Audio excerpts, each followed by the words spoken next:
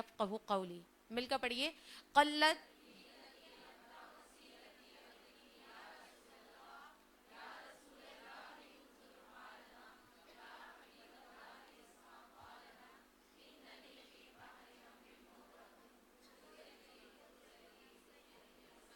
ساحل لنا اشکال. اللہ رب محمد صلی اللہ علیہ وسلم نحن عباد محمد صلی اللہ علیہ وسلم. السلام علیکم ورحمۃ اللہ وبرکاتہ. مغفر.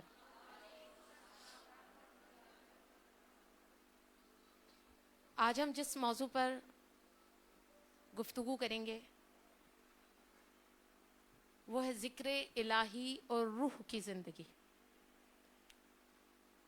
بہت ہی دلچسپ موضوع ہے اور براہ راست یہ موضوع ہماری زندگیوں سے تعلق رکھتا ہے. دل کے کانوں سے سماعت کریں گی انشاءاللہ تبارک و تعالی. اگر میری آواز اور میرے الفاظ آپ کی سماعتوں سے ٹکرا کر ایک کان سے دوسرے کان سے گزرنے کے بجائے دل کی جانب سفر طے کر گئے تو انشاءاللہ تبارک و تعالی ہمیں ذکر الہی کی لذت میسر ہوگی اور یہیں سے روح ہماری مضبوط ہوتی چلی آئے گی. دیکھیں ذکر الہی، اگر ذکر کے لفظ پر ہم فوکس کریں تو قرآن پاک میں اصطلاحی طور پر یہ کلام الہی کے لیے استعمال ہوا ہے جو سراسر نصیحت بن کے آیا ہے. یعنی کلام الہی قرآن کتاب اللہ سراسر کیا ہے ہمارے لیے؟ نصیحت بری کتاب ہے.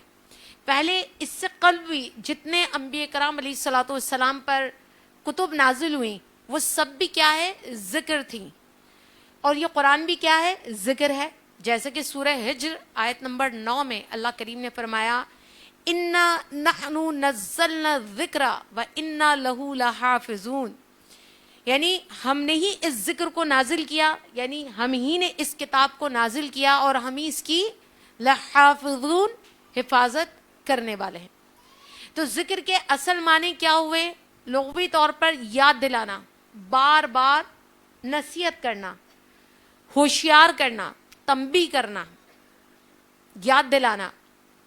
اللہ کریم نے جب جسد انسان کو بنایا یعنی انسان کی تخلیق کی تو ایک مٹھی خاک لی اور پھر اس میں اپنی روح کو پھونک دیا، جسے اللہ کریم نے خود سورہ ہجر آیت نمبر 29 میں ایسے ارشاد فرمایا وَنَفَخْتُ فِيهِ مِن رُوحِي فَقَعُوا لَهُ سَاجِدِينَ. اور اس میں میں نے اپنی طرف سے خاص معزز روح کو پھونک دیا اور پھر کیا ہوا؟ فَقَعُوا لَهُ سَاجِدِينَ. سارے کے سارے فرشتے گر پڑے اسے سجدہ کرنے کے لیے، یعنی سجدہ تعظیمی. یعنی جب وہ خاک کا پتلا بنا تو کچھ بھی نہیں تھا، لیکن جیسی اللہ کریم نے اس میں اپنی روح پھونک دی تو پھر وہ اتنا عظمت والا ہوا کہ ملائکہ نے سارے کے سارے ملائکہ نے اس خاکی پتلے کو سجدہ کیا. تو اللہ کریم نے اس انسان کو جو کہ میں اور آپ بھی ہیں لیکن پہلے یعنی حضرت آدم علیہ السلام کے پتلے کو خاک سے بنایا اور اس کے اندر روح پھونک دی اور پھر اللہ کریم نے انہیں اتنی عظمت عطا کی کہ وہ فرشتوں پر بھی بازی لے گئے اور اشرف المخلوقات کا تاج ان کے سر پہ سجایا. اب جب انسان خاک سے بنا، چونکہ خاک سے بنا تھا تو اللہ کریم نے اس کے بدن کے لیے کھانا پینا اس کے لیے ہبہ کیا جس کے سبب اس کا وجود پرورش پاتا رہا. یعنی انسان کھائے گا، انسان پیے گا، انسان اپنی بدنی ضرورتوں کو پورا کرے گا تو اس کا جسم گرو کرے گا، نشوونما پائے گا، پرورش پائے گا اور بدن میں قوت آئے گی. لیکن جب بات روح کی آئی تو روح ایسی شے ہے، ایسا راز ہے جسے سمجھنا ہر کس و ناقص کا کام نہیں ہے.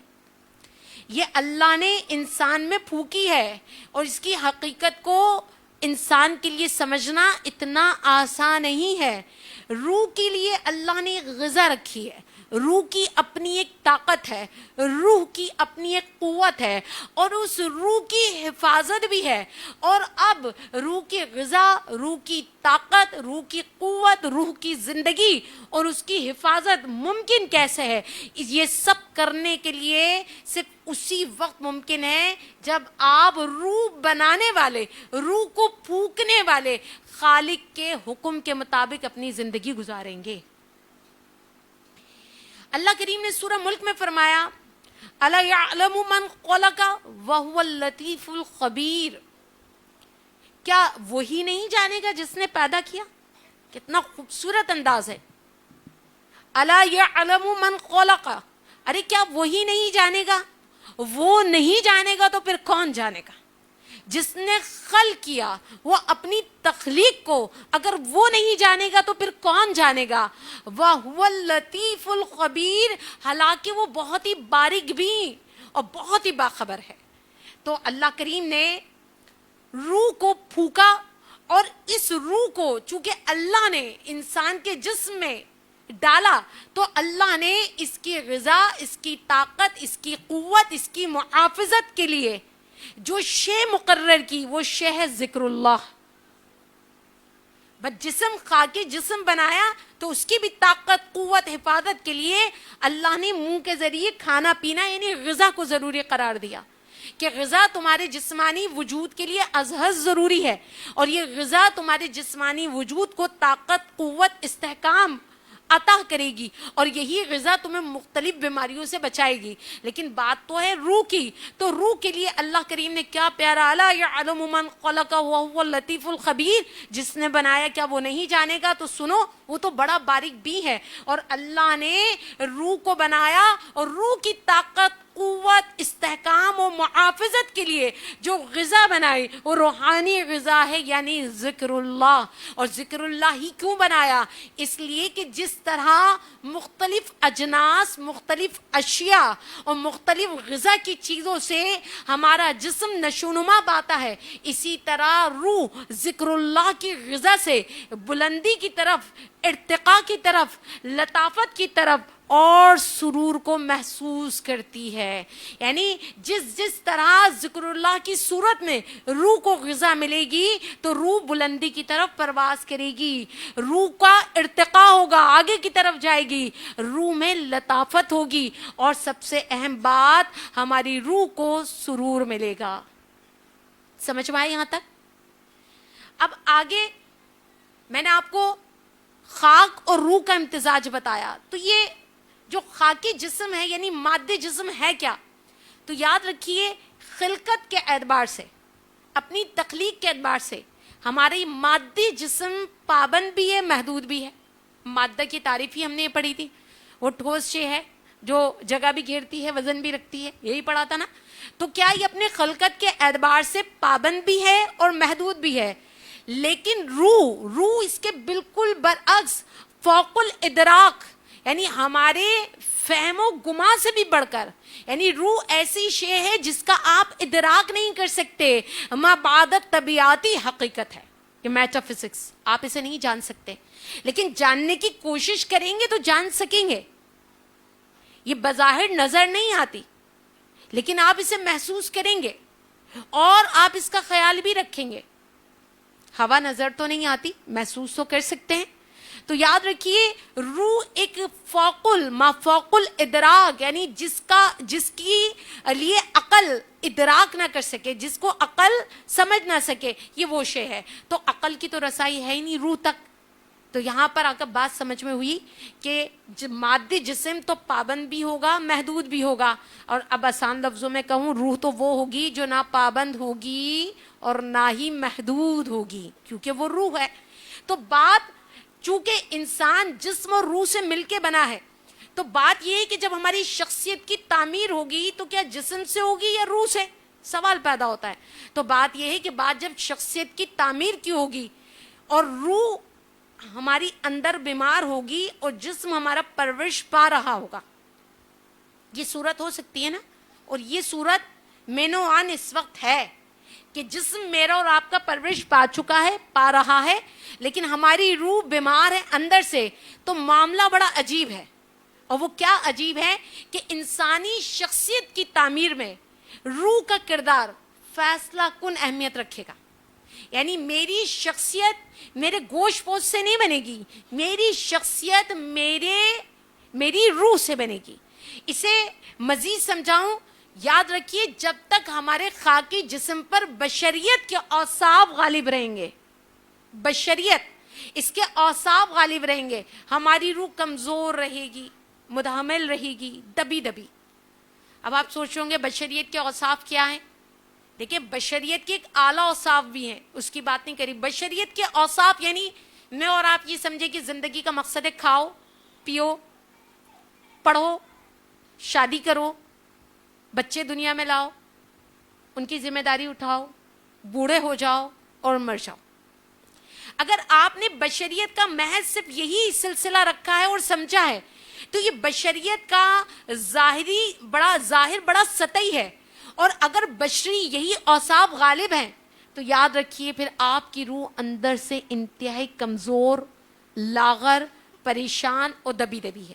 اور پھر کیا ہوتا ہے کہ نتیجتاً ہماری ایسی شخصیت سامنے آتی ہے جس پر حیوانیت کا غلبہ ہوتا ہے، بہیمیت کا غلبہ ہوتا ہے. یعنی ہمارے اندر کوئی اچھے اوصاف نہیں ہوتے، ہم بالکل مثل حیوان زندگی گزارتے ہیں. جب بھوک لگی کھا لیا، زیادہ کھایا تو ڈکار لے لی، جہاں جگہ ملی بڑھ گئے. جب غصہ آیا تو جانوروں کی طرح غصہ کر لیا، جب کمزوری محسوس ہوئی تو طاقت حاصل کر لی، جس پہ چاہا ہم نے غلبہ پا لیا. اللہ نے ہمیں طاقت دی تو کمزوروں کا جینا حرام کر دیا. اللہ کریم نے ہمیں پیسہ دیا تو ہم نے غریبوں کو ان کا حصہ نہیں دیا. اللہ نے ہمیں طاقت دی بولنے کی تو ہم نے لوگوں کے پرخچے اڑا دیے. یعنی عجیب معاملہ ہے. طاقت ہوئی تو شیر کی طرح درندے بن گئے، اللہ نے ذہانت دی تو لومڑی کی طرح مکار بن گئے. اللہ کریم نے ہمیں جو اوصاف دیے ہم نے اس کا بڑا ظاہری سطحی مطلب لیا. تو یہی وجہ ہے کہ جب یہ اوصاف ہم پر غالب رہے تو اس کا مطلب ہے ہمارے اندر کی روح لاغر ہے، بیمار ہے. اور اسی وجہ سے ہماری شخصیت کے اوپر حیوانیت کا عنصر غالب رہا. اور یہی وجہ ہے جس کی وجہ سے ہم اپنی ان اعلیٰ اقدار کے جوہر سے محروم ہو جاتے ہیں جس کے لیے اللہ کریم نے ہمیں بنایا. مزید آسان کر دوں، اعلیٰ اقدار کا جوہر وہ ہے جو ہمیں سیرت مصطفیٰ صلی اللہ علیہ وسلم میں ملتا ہے. کیا سارے رشتے نہیں نبھائے؟ کیا آپ نے تجارت نہیں کی؟ کیا آپ میدان جنگ میں نہیں اترے؟ کیا آپ نے سیاست نہیں کی؟ کیا آپ نے محلہ داری نہیں نبھائی؟ کیا آپ نے تبلیغ نہیں کی؟ لیکن تمام بشری معاملات میں اعلیٰ اقدار غالب رہے. لیکن اس کے برعکس ہمارے پاس انسانی اعلیٰ اقدار تو کیا ہونے ہیں؟ ہم انسانی اقدار کی تنزلی کے آخری حصے میں جا پڑے ہیں. یہ ہمارا حال ہے.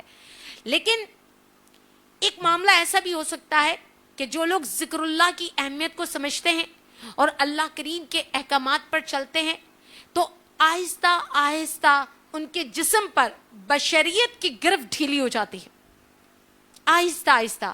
اور اس کے اندر کی روح تقویت پاتی ہے، اندر کی روح طاقتور ہوتی ہے، اندر کی روح مضبوط و مستحکم ہوتی ہے.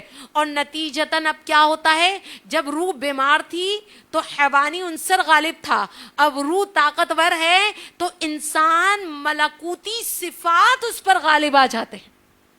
ملکوتی صفات آپ کو کیا پتا؟ ملک فرشتے، ملکوتی صفات فرشتوں والی صفات ان پر غالب آ جاتی ہے. اور پھر جس پر ملکوتی صفات غالب ہو تو پھر وہ شخصیت ایسی شخصیت بنتی ہے کہ اس کے اندر سے اس کی ذات خیر کا سرچشمہ بن جاتی ہے، اس کے اندر سے اچھائیاں پھوٹ پڑتی ہیں، اس کی ذات لوگوں کے لیے نافع بن جاتی ہے، وہ لوگوں کی پہنچائی جانے والی تکالیف پر صبر کرتا ہے. اور الغرض وہ جب اس نتیجے پر اس مقام پر پہنچتا ہے تو اللہ کریم اس کی روح کو اس قدر طاقت اور قوت عطا فرماتا ہے کہ وہ روح کے تصرفات اور اس کے کمالات کا آئینہ دار بن جاتا ہے. یہ روح ہے. اب روح کیا ہے یہ میں بتا چکی ہوں، لیکن حدیث مبارکہ کی طرف آئیے. کہ بارگاہ مصطفیٰ صلی اللہ علیہ وسلم میں صحابہ کرام علیہ رضوان نے بڑے ادب کے ساتھ پوچھا، یا رسول اللہ صلی اللہ علیہ وسلم بتائیے روح کی حقیقت و ماہیت کیا ہے؟ تو کریم آقا علیہ الصلوۃ والسلام سے پوچھے جانے والے سوال کا جواب قرآن نے اس جامع انداز میں پیش کیا جو کہ ہے فرمایا وَيَسْأَلُونَكَ عَنِ الرُّوحِ، اور وہ آپ سے پوچھتے ہیں روح کیا ہے؟ قُلِ الرُّوحُ مِنْ أَمْرِ رَبِّي، آپ فرما دیجئے کہ روح میرے رب کے امر سے ہے۔ روح کیا ہے؟ روح امر ربی ہے۔ یہاں اللہ کریم نے روح کو امر ربی کہہ کر مجھے آپ کو متنبع کر دیا کہ روح کے معاملے میں اتنا زیادہ نہ کرے دو، کیونکہ اس روح کو سمجھنا تمہارے بس کی بات نہیں۔ روح کو سمجھنے کے لیے تمہیں مختلف مراحل سے گزرنا ہوگا، اور ان مختلف مراحل سے گزرنا تمہارے بس کی بات نہیں ہے۔ لہٰذا روح کو تم ماورائی حقیقت سمجھو اور اپنے رب کا امر جان لو، یہی تمہارے لیے کافی ہے، امر ربی۔ لیکن بات اب یہاں ختم نہیں ہوگی، میں آگے چل کے آپ کو بتاؤں گی کہ روح کو سمجھا جا سکتا ہے، اس کے لیے ہمیں 4 مراحل سے گزرنا ہوگا، لیکن وہ میں آگے چل کے بتاؤں گی۔ لیکن یہاں اللہ کریم نے کیا فرمایا کہ اس کی شان والا کے نزدیک شان یہ ہے کہ روح کو تم امر ربی سمجھو اور اس کی ماورائی حقیقت کو مت کرو دو، کیونکہ تم نہیں کرید سکتے۔ لیکن اسی روح کے لیے اللہ کریم نے تزکیہ نفس ہمارے لیے رکھا ہے، جس کو کرنے کے بعد انسان بشری گرفت سے آزاد ہو جاتا ہے، رہائی پا لیتا ہے۔ بشری گرفت بتا چکی، بشری تقاضوں سے جب آپ آزاد ہوتے ہیں تو پھر مولائی صفات اللہ کریم آپ کو عطا کر دیتا ہے، اور یہ مولائی صفات کے بعد میری اور آپ کا روحانی ارتقاء مراحل طے کرتا ہے، کرتا چلا جاتا ہے، اور ہم روحانیت کی دنیا میں اتنا آگے سفر طے کر لیتے ہیں جس کے سامنے فرشتے کو بھی اجازت نہیں ہوتی کہ وہ ہمارے سامنے دم مار سکے، اتنا کمال حاصل کرتا ہے۔ اور انہی کمالات کو، انہی روحانی مدارج کو ہم اس طرح کہتے ہیں کہ ہم عالم ناسوت سے عالم ملکوت کی طرف چلے جاتے ہیں۔ اب یہ عالم ناسوت اور عالم ملکوت، اس کو ایک لائن میں سمجھیں، اور تاکہ آپ یہ سمجھیں گے تو آگے بات کو کنٹینیو کر سکیں گے۔ میں نے آپ کو کیا بتایا؟ روح امر ربی ہے، اس کو سمجھنا ممکن ہے، لیکن اس کے لیے ہمارے پاس 4 مراحل ہیں جن سے گزرنا پڑے گا۔ ہمارے پاس 4 عالم ہیں۔ ایک عالم یہ ہے ہمارا عالم، عالم ناسوت، ناسوتی وجود، یہ جو آپ کا اور میرا ہے، یہ ناسوتی وجود ہے، یعنی جسمانی وجود کو کہتے ہیں عالم ناسوت۔ عالم ملکوت، عالم جبروت، عالم لاہوت، سمجھنے کی بات ہے۔ ناسوت یہی ہے جسمانی وجود، ملکوت فرشتوں والا، شریعت کے بعد طریقت، پھر عالم جبروت معرفت، عالم لاہوت جہاں آ کر شاعر کو کہنا پڑا عالم لاہوت وہ ہے جہاں میں نہیں رہتا، تم ہو جاتا۔ عالم ناسوت میں اپنے وجود کی نفی کرنی ہے، یعنی کھانا تو ہے، وجود کی نفی کا مطلب یہ نہیں آپ فاقے کریں گے، کھانا تو ہے لیکن نفس کے لیے نہیں، اللہ کی رضا کے لیے۔ سونا تو ہے لیکن نفس کے لیے نہیں، اللہ کی رضا کے لیے۔ جینا تو ہے لیکن نفس کے لیے نہیں، اللہ کی رضا کے لیے۔ یہاں جب اب عالم وجود میں، عالم ناسوت میں شریعت پر مکمل عمل کرتے ہیں تو یہاں سے آپ کا سفر طے ہوتا ہے عالم ملکوت کی طرف، اور یہ سفر کیا ہے؟ یہ طریقت کا سفر ہے جو کسی شیخ کی نگرانی میں بہترین ہوتا ہے، اور جب آپ طریقت کے سفر کو بھی طے کر لیتے ہیں تو پھر معرفت کا سفر ہے جو عالم جبروت کہلاتا ہے، جہاں آپ معرفت کی راہیں آپ کے لیے کھل جاتی ہیں، اور اس کے بعد یہ صبر و رضا کا میدان ہے، اور اس کے بعد آخری مرحلہ ہوتا ہے وہ ہے عالم لاہوت، یہ حقیقت کا سفر۔ اور یہ سفر کیا ہے؟ یہ سفر نہ ناسوت کا ہے، نہ ملکوت کا ہے، نہ جبروت کا ہے۔ وہاں آپ کو کہیں نہ کہیں جنت چاہیے ہوتی ہے، جنت کا کوئی درجہ چاہیے ہوتا ہے، لیکن عالم لاہوت میں جا کے آپ کو جنت نہیں چاہیے ہوتی ہے، آپ کو جنت میں نہریں نہیں چاہیے ہوتی ہیں، آپ کو جنت میں باغات اور دودھ اور شہد نہیں چاہیے ہوتا ہے۔ آپ تو کہتے ہیں مولا جنت بھی وہی ہے جہاں تیرا دیدار ہو سکے۔ یعنی یہاں کچھ نہیں بچتا بندے کے پاس، بندہ صرف اللہ کی صدا لگاتا ہے کہ میں نہیں رہتا، بس تم ہو جاتا ہوں. یہ میں نے ایسے ہی سمجھا دیا، خاصی مشکل گفتگو ہے لیکن تھوڑا بہت ٹچ کر دیا. اب اس کے بعد ہم چلتے، چونکہ اللہ نے ہمیں اشرف المخلوقات بنایا ہے تو اللہ کریم نے ہمیں صلاحیتیں عطا کی ہیں، اور ان صلاحیتوں کے ذریعے ہم تزکیہ نفس اور تصفیہ باطن کے ذریعے روحانی کمالات حاصل کر سکتے ہیں. ہم نے اپنی روح کو پروان تو چڑھانا ہے نا بھائی. آپ اپنے وجود کو پروان کیسے چڑھاتے ہیں؟ بچہ چھوٹا ہوتا ہے، آپ کہتے ہیں دودھ ضرور پیو، کیوں؟ کیلشیم سے کیا ہوگا؟ ہڈیاں مضبوط ہوں گی، قد بڑھے گا. ابھی سردیاں ہیں، آپ اپنے بچوں سے کہتے ہیں گاجر کھاؤ، بھائی کیوں؟ بال مضبوط ہوں گے، آنکھوں کی روشنی بحال ہوگی، خون بڑھے گا، ہے نا؟ آپ کو اپنے جسمانی فزیکلی وجود کا پتہ ہے نا، کون سی چیز کھانے سے کون سی چیز مضبوط ہوگی. اسی طرح اللہ نے روحانی کمالات کے لیے، روح کو استحکام دینے کے لیے تزکیہ نفس اور تصفیہ باطن، یعنی اپنے باطن کو صاف کرنا، یہ دونوں چیزیں رکھی ہیں. اگر آپ اس پر عمل کر لیں اور میں کر لوں تو ہم روحانی کمالات حاصل کر سکتے ہیں.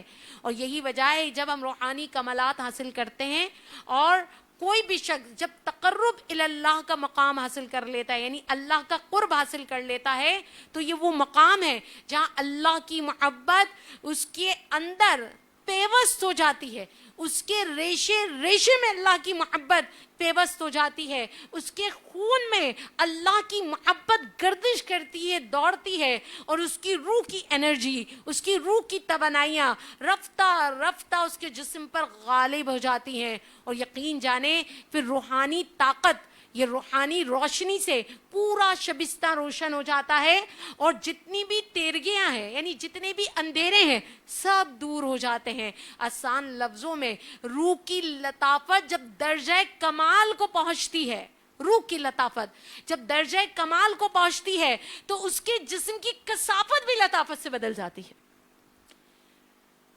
اب لطافت بھی سمجھا دوں. جب طبیعت میں بڑی اداسی ہو، ڈپریشن ہو، آپ کی کیا کیفیت ہوتی ہے؟ آپ کہتے ہیں بڑا بھاری لگ رہا ہے، کاندھے شولڈر بڑے بھاری ہیں. آپ ڈاکٹر سے کہتے ہیں مجھے لگتا ہے میں اپنا وزن اٹھا کے چل رہی ہوں، مجھے لگتا ہے مجھ سے اپنا وزن برداشت نہیں ہو رہا، ہر چیز پہ وزن محسوس ہوتا ہے. ڈاکٹر آپ کو پین کلر دیتا ہے، آپ پین کلر کھاتے ہی کہتے ہیں کتنا ہلکا پھلکا محسوس ہو رہا ہے نا؟ آپ کو لگتا ہے میرے جسم پر کوئی بوجھ نہیں رہا. یہی ہے جب روح کی لطافت درجہ کمال پر پہنچے گی، وہ آپ کی جسم کی کثافت کو بھی لطافت میں بدل دے گی، یعنی لگے گا آپ خود کو بڑا ہلکا پھلکا محسوس کر رہے ہیں. اس کے لیے، اس کی مزید وضاحت کے لیے ہم حکیم الامت علامہ محمد اقبال کی بارگاہ میں چلتے ہیں. انہوں نے اسے بڑا پیارا ڈیفائن کیا. انہوں نے فرمایا یہ حکمت ملکوتی، یہ علم لاہوتی، حرم کے درد کا درما نہیں تو کچھ بھی نہیں. سمجھانا بھی پڑے گا یقیناً. علامہ اقبال نے فرمایا حکمت ملکوتی، یہ علم لاہوتی، یعنی یہ صوفی تیری فرشتوں کے جہاں تک تو رسائی ہو گئی، اور جو حکمت ہے تیرے پاس، جو الوہیت کا علم ہے، یہ اس وقت تک بیکار ہے جب تک کہ مسلمانوں کے دکھ درد کا علاج تیرے پاس نہیں ہے. پھر فرمایا یہ ذکر نیم شبی، یہ مراقبہ یہ سرور، یہ ذکر نیم شبی یعنی آدھی رات کو اٹھ کر اللہ کا ذکر کرنا، یہ مراقبے، یہ سرور تیری خودی کے نگہباں نہیں تو کچھ بھی نہیں، تیری خودی کے نگہباں نہیں تو کچھ بھی نہیں. یعنی آدھی رات کو اٹھ کر اللہ کا ذکر کرنا، مراقبے میں رہنا، بے شک تیرے لیے بڑی مستی اور کیفیت کی تو بات ہے، لیکن اگر ان چیزوں سے تو اپنی خودی کی حفاظت نہ کر سکا تو سب کچھ بیکار ہے، سب کچھ بیکار ہے. آگے فرمایا یہ عقل جو مہ پرویں کا کھیلتی ہے شکار، یہ عقل مہ پرویں ستاروں سے، یہ عقل جو مہ پرویں، دل و نگاہ مسلمان نہیں تو کچھ بھی نہیں، دل و نگاہ مسلمان نہیں تو کچھ بھی نہیں. یعنی یہ آج کے مسلمان کی بات ہے کہ وہ زبان سے تو اقرار کر رہا ہے میں مسلمان ہوں، لیکن یقین کریں دل میں اس کے خدا نہیں بستا. زبان پہ کلمہ ہے لیکن اس کے زاویہ نگاہ، اس کا طریقہ زندگی، اس کا طریقہ بندگی کہیں بھی خدا یقین کے طور پہ موجود نہیں ہے تو بیکار ہے. یہ علامہ اقبال نے بیان کیا. اور آگے فرمایا عجب نہیں کہ پریشان ہے گفتگو میری, عجب نہیں کہ پریشان ہے گفتگو میری, فروغ صبح پریشان نہیں تو کچھ بھی نہیں, فروغ صبح پریشان نہیں تو کچھ بھی نہیں. اب یہ سمجھیے کہ سب ہوگا کیسے. یہاں تک تو سمجھ میں آ گیا کہ روح کی بالغی بہت ضروری ہے. آپ کہیں گے باجی سمجھ میں آ گیا, روح کو, ہماری روح اندر کی لاغر ہے, ہماری روح کو مضبوط بھی ہونا ہے, تو اب یہ سب کیسے ہوگا. یاد رکھیے روح کو جس چیز سے سب سے زیادہ انرجی, توانائی اور راحت حاصل ہوتی ہے, وہ روح کو بنانے والا یعنی اس کا خالق, اس کا ذکر ہے جو روح کو توانائی دے گا, روح کو راحت دے گا. اچھا کمال کی بات یہ ہے کہ روح بطور غذا بھی ذکر الہی سے ہی تقویت پائے گی, اس کے سوا روح کی کوئی غذا نہیں ہے. اگر ذکر اللہ نہ ہوا تو روح کو معراج نہیں ملے گی. روح کی زینت بھی ذکر اللہ ہے, روح کا ہتھیار بھی ذکر اللہ ہے. ارے یہی وہ روح ہے. اگر پروانہ ولایت چاہیے تو اس کے لیے روح کا استحکام ضروری ہے, اور پروانہ ولایت جسے دیا گیا ہے روح کو, وہ روح کے لیے ذکر اللہ ہے. اگر آپ نے روح کو پانی کی طرح ذکر اللہ نہیں دیا تو پھر پروانہ ولایت آپ کو نہیں مل سکے گا. ارے ذکر اللہ اللہ کے بندوں کے دلوں کی خوراک ہے. اگر یہ آپ کی روح کو نہیں مل رہی تو یقین جانیں آپ کا چلتا پھرتا وجود قبرستان ہے.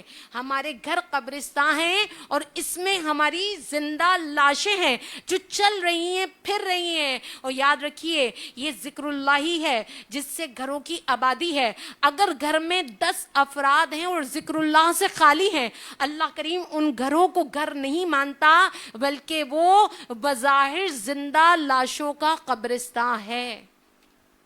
ذکر اللہ وہ اسلحہ ہے روح کے لیے, وہ اسلحہ ہے جس کے ساتھ ہم ڈکیتوں سے یعنی شیطانی قوتوں سے لڑتے ہیں. ذکر اللہ وہ روح کے لیے پانی کا کام دیتا ہے جس سے ہم شیطانی شعلوں کو بجھاتے ہیں. ارے ذکر اللہ بیماریوں کی وہ دوا ہے, جب وہ دوا مل جاتی ہے تو دل اش کر اٹھتا ہے, اور یہ دل جو ازل سے اللہ عز و جل کی جگہ ہے اور اس دل کا مکی اللہ ہے, جیسے ہی اسے ذکر اللہ کی خوراک ملتی ہے شیطان وہاں سے بھاگ جاتا ہے اور رحمان آ کر اپنی جگہ بنا لیتا ہے. یہ ذکر اللہ ہے. ذکر اللہ وہ غذا ہے جس کے ذریعے روح خود کو آفات سے بچاتی ہے, اپنا دفاع کرتی ہے. اور یہ ذکر اللہ وہی ہمارے پاس ایسا ہتھیار ہے جس سے ہم اپنی تکلیف کو رفع کرتے ہیں. ذکر اللہ کے ذریعے ہماری مصیبتیں آسان ہوتی ہے, ذکر اللہ کے ذریعے ہماری آزمائشیں آسان ہوتی ہے.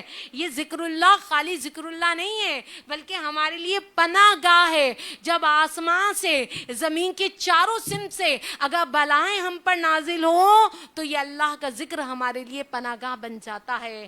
ذکر اللہ اسی زمین پر اللہ کی جنت کے باغات ہیں جس میں آپ اللہ کا ذکر کرتے رہیے, چلتے پھرتے رہیے. یہ آپ کی نیک بختی ہے. اللہ کا ذکر یعنی ذکر اللہ اس زمین پر اللہ سے تجارت ہے, اور اللہ کریم اس تجارت میں کبھی آپ کو خسارہ نہیں ہونے دے گا.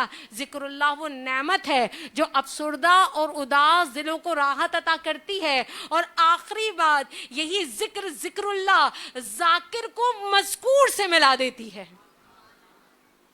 یہ اللہ کا ذکر ذاکر کو مذکور سے ملاتا ہے اور اسے خود ذاکر و مذکور بنا دیتا ہے. یعنی وہ جس کا ذکر کر رہا ہے اس کا بھی ذکر ہو رہا ہے. جب میں اللہ کا ذکر کر رہی ہوں تو اللہ بھی میرا ذکر کر رہا ہے, تو گویا ذاکر خود مذکور بن جاتا ہے. یہ ذکر اللہ کا فائدہ ہے. اسی لیے تو اللہ کریم نے فرمایا سورہ احزاب میں, یا ایھا الذین آمنوا اذکروا اللہ ذکرا کثیرا, اے ایمان والو خوب اللہ کا ذکر کرو, کثرت کے ساتھ کرو, ڈٹ کے کرو, جم کے کرو, اور کسی بھی وقت کی تمہارے لیے تخصیص نہیں ہے, کیونکہ ذکر دلوں کو زندگی دے گا اور غفلت دل کی موت ہے. یہ ذکر دلوں کے لیے حیات ہے، لیکن غفلت اس دل کے لیے موت ہے، اور یہ ذکر ہی ہے جو دلوں کو حقیقی زندگی دے گا اور اللہ سے ہمارا تعلق دائمی بنائے گا۔ اللہ کریم نے فرمایا سورہ طٰہٰ میں وَمِنْ أَنَاءِ اللَّيْلِ فَسَبِّحْ وَأَطْرَافَ النَّهَارِ لَعَلَّكَ تَرْضَىٰ، اور رات کے اوقات میں بھی تسبیح کرو، دن کے کناروں پہ بھی تسبیح کرو۔ بچا کیا؟ رات کے اوقات میں بھی تسبیح کرو، دن کے کناروں میں بھی تسبیح کرو، شاید کہ تم راضی ہو جاؤ۔ یعنی آپ کی میری کوئی حالت ایسی نہیں ہے جس سے اللہ نے مستثنا قرار دیا ہو کہ بھائی تم اس حالت میں میرا ذکر نہ کرو، نہیں، ہمیں ہر حالت میں، رات ہے تو اللہ کا ذکر ہے، دن ہے تو اللہ کا ذکر ہے، صبح ہے تو اللہ کا ذکر ہے، شام ہے تو اللہ کا ذکر ہے، یہاں تک کہ جب تم سو جاؤ تو اللہ کا ذکر کر کے سونا۔ اللہ کا ذکر کر کے جب تم سو گے تو تمہاری آتی جاتی سانسیں ذکر اللہ میں شمار کی جائیں گی۔ یہاں اس بات کو مزید تقویت پہنچانے کے لیے کہ ذکر اللہ کے فیوز و برکات اور اس کے ثمرات پر ایک واقعہ، صرف ایک ہی واقعہ سنیے جو دلیل بنے گا۔ صدیوں پرانی بات ہے، ایک چھوٹا سا شہر ہے، عشاء کی نماز ہو چکی ہے، مسجد کے نمازی آہستہ آہستہ اپنے گھروں کی طرف روانہ ہو گئے۔ مسجد کے کونے میں ایک مسافر بیٹھا ہے اور ذکر اللہ کر رہا ہے۔ تھوڑی دیر ہوئی، مسجد خالی ہو گئی۔ اب مسجد میں مسجد کا خادم رہ گیا یا وہ مسافر؟ خادم نے کچھ دیر تو صبر کیا کہ اس کی تسبیحات مکمل ہوں گی، یہ گھر چلا جائے گا، لیکن جب خادم نے دیکھا وہ تو بھائی ہل ہی نہیں رہا، خادم نے کہا کہ بھائی صاحب اٹھو، مسجد خالی کرو، مجھے مسجد بند کرنی ہے۔ مسافر اپنے حلیے سے، شخصیت کے اعتبار سے بھی بہت سلجھا و باوقار لگ رہا تھا۔ اس نے خادم سے کہا کہ میں اس شہر میں اجنبی بھی ہوں اور مسافر بھی ہوں، میرا نہ کوئی جاننے والا ہے، نہ میرے لیے کوئی ٹھکانہ ہے، لہذا مجھے رات یہیں گزارنی ہے۔ نہ جانے کیا ہوا خادم کو، وہ بضد اصرار کہ نہیں تم مسجد میں قیام نہیں کر سکتے، جبکہ یہ وہ دور تھا جس دور میں ہر مسافر مسجد میں ہی قیام کیا کرتا تھا، اور اس کے کھانے کی ذمہ داری اہل محلہ لے لیتے تھے، اور کئی کئی مہینے مسافروں کو کھانا محلے والے پہنچایا کرتے تھے۔ لیکن نہ جانے کیوں خادم بار بار اصرار کر رہا تھا کہ بھائی تم مسجد سے باہر جاؤ تاکہ میں مسجد بند کروں۔ بالآخر جب مسافر نے نہیں سنی تو خادم کو نہ جانے کیا ہوا، اس نے مسافر کا یہ بازو تھاما اور سختی سے لے کر مسجد کے باہر چل دیا۔ اب مسافر نے اس بار اسے درخواست کی کہ دیکھو میرے پاس کوئی ٹھکانہ تو نہیں ہے، لیکن تم زبردستی کرتے ہو تو تم مسجد کا دروازہ بند کرو، لیکن میں دروازے کے باہر اپنا تکیہ لگا لوں گا، میرے پاس کوئی اور ٹھکانہ نہیں ہے۔ نہ جانے خادم کے ذہن میں کیا چل رہا تھا، اس نے کہا مسجد تو مسجد، میں مسجد کے باہر بھی تمہیں نہیں رہنے دوں گا، تمہیں یہاں سے جانا ہوگا۔ اب یہ بڑا پریشان کن مرحلہ تھا، مسافر اس سے بات بحث کر رہا تھا، خادم اس کی بات مان نہیں رہا تھا۔ مسجد کے عین سامنے ایک نان بھائی کی دکان تھی، اور وہ اپنی دکان کو بند کر رہا تھا۔ دکان بند کرنے کے دوران اس نے پوری بحث و مباحثہ بھی سن لیا، اور جب اس نے دیکھا کسی بھی طرح خادم اس مسافر کو مسجد میں نہیں رہنے دے رہا، تو نان بھائی نے کہا کہ ایسا کرو تم میرے ساتھ میرے گھر چلو تاکہ آج رات تم میرے مہمان بن جاؤ۔ اور اس کے بعد وہ نان بھائی اس مسافر کو جو دیکھنے میں پروقار تھا بڑی عزت کے ساتھ اپنے گھر لے گیا۔ اب مسافر کا مشاہدہ شروع ہوتا ہے، وہ دیکھتا ہے کہ نان بھائی جب گھر میں گھسا تو استغفار پڑھتا ہوا گھر میں گھسا۔ پھر اس نے دیکھا کہ نان بھائی نے جتنے بھی اپنے گھر کے کام کیے وہ ذکر الہی اور استغفار مستقل کرتا رہا یہاں تک کہ سو گیا، اور جب صبح اٹھا تو ذکر اللہ کرتے ہوئے ہی اٹھا۔ حیران رہ گیا، وہ آٹا گوندھ رہا ہے تو اللہ کا ذکر ہے، وہ اپنا کام کر رہا ہے اللہ کا ذکر ہے۔ وہ نان بھائی کے معمولات پر بڑا حیران تھا، کیونکہ نان بھائی بظاہر دیکھنے میں ایک ان پڑھ شخص تھا، لیکن اس کی زبان تو کسی صورت اللہ کے ذکر سے خالی نہیں تھی، اور وہ تنور میں اپنے روٹی بھی لگا رہا ہے تو کیا اللہ کا ذکر کر رہا ہے۔ تو بہرحال یہ سارے معاملات دیکھتے ہوئے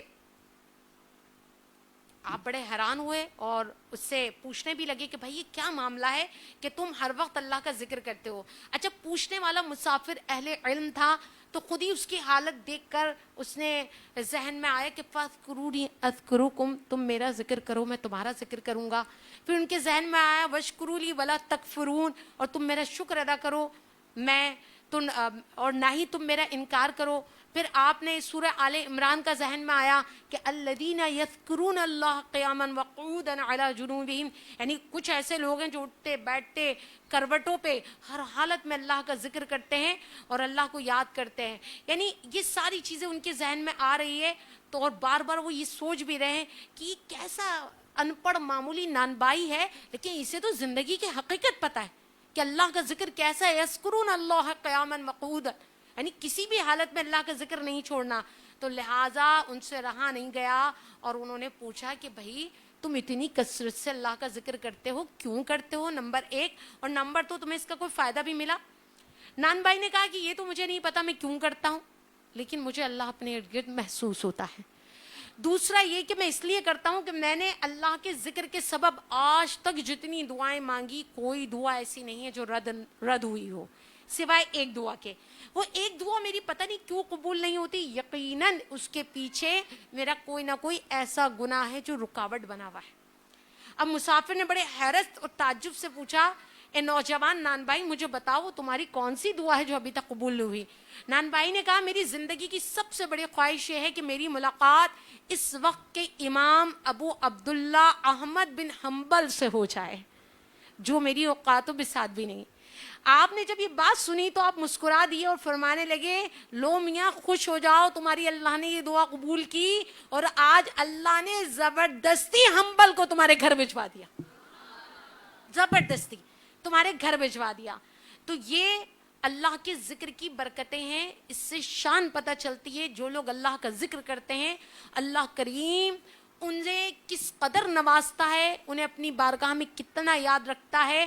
اور حقیقت یہ ہے ہم اللہ کے ذکر سے غافل ہیں، اسی وجہ سے ہماری روحیں کمزور ہیں. سورہ عنکبوت میں اللہ نے فرمایا لا ذکر اللہ اکبر، اللہ کا ذکر سب سے بڑا ہے، یعنی اس سے بڑا کوئی ذکر ہی نہیں ہے. تو یہاں حضرت ابو عباس رحمۃ اللہ تعالی علیہ نے فرمایا مومن اللہ کے ذکر کے ساتھ قوی ہوتا ہے اور منافق کھانے کے ساتھ قوی ہوتا ہے.